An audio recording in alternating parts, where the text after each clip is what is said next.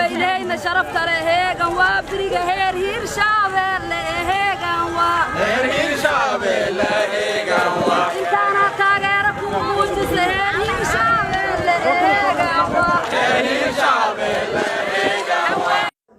isu soo baxani ka dhaca caasimadda dowlad goboleedka Hirshabeelle ee magaalada Jowhar ayaa waxaa soo abaabulay maamulka degmada Jowhar iyo kan gobolka Shabeellaha Dhexe ujeedka isu soo baxani ayaa ahaa in lagu taageero madaxweynaha cusub mudane xasan sheekh maxamuud oo dhawaan ay u doorteen 4 sano ee soo socota in uu dalku hogaamiyo labada aqal ee baarlamaanka federaalka Soomaaliya soobaxa ayaa waxaa ka soo qayb gala qaybaha kala duwan ee bulshada ku nool magaalada Jowhar caasimadda dowlad goboleedka Hirshabeelle waxaana halkaasi ka hadla ugu horeyntii qaybihi kala duwan ee bulshada ka soo qayb gashay isu soo baxa ama bacd dadka iga horeeyay sida ay u sheegeen oo kale barnaamijkan waxaad ku saabsan yahay soo dhaweynta madaxweynaha jamhuuriyadda federaalka Soomaaliya madaxweyne hambalyo ayaan ku leenahay maanta isu imaadkan ballaaran ay isugu timid bulshada ku nool Hirshabeelle qaybteeda caasimadda Hirshabeelle waxay ku saabsan tahay qaybaheeda kala duwan iyada ay taagan yihiin iyadoo qorraxo ah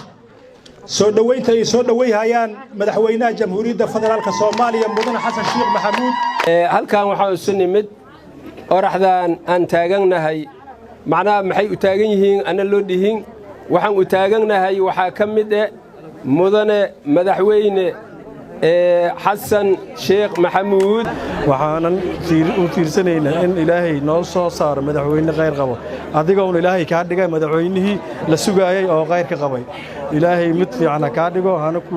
xilka qaadan Allah kula garab galo waxaan rajaynaynaa dadka Hirshabeelle waxa ay ka sugayaan inay tahay daryeel bulsho iyo horumarin dawladnimo madaxweyne waxaan ku rajaynaynaa xilka aad qaaday ilaahay ha kula jiro waxayna dhankooda ka hadlay soo baxa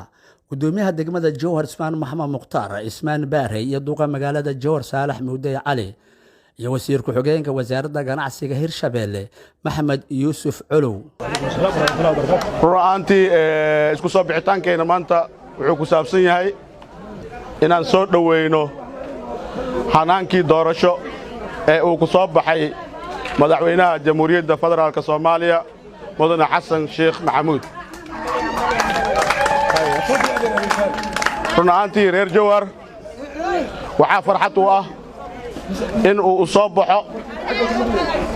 madaxweyne ka soo jeeda Hirshabeelle madaxweynaha waa madaxweynihii mar labaad soo laabtay ee Soomaaliya laguma aqoon inuu madaxweyne mar labaad soo laabto taasi waxay keentay marka aqoontiisa iyo hibadiisa iyo wanaagiisa inuu ku soo laabto